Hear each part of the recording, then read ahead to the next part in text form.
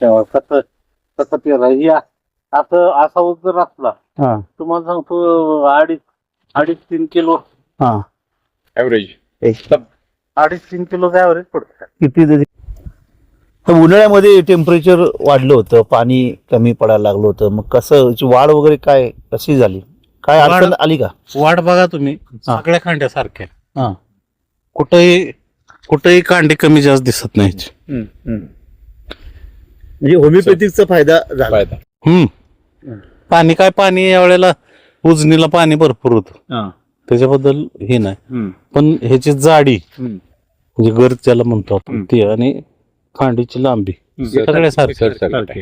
काही इफेक्ट झाला नाही. उन्हाळा म्हटलं की थोडी आकुड कांडी आणि हा ऊस साधारण 2.5 ते 3 किलोचा जर गेला 3 किलो मी म्हणतोय तेवढं टनेज मिळायला काहीच अडचण नाही. बरोबर. कारण 40 आमच्या शास्त्राप्रमाणे मी ऍग्रिकल्चरचाच ग्रॅज्युएट आहे. साधारणपणे 40,000 मिलिएबल केन एकरा आणि 3 किलो जर त्याचं वजन जर एका ऊसात जर बसलं 120 तेवढं निघायलाच पाहिजे.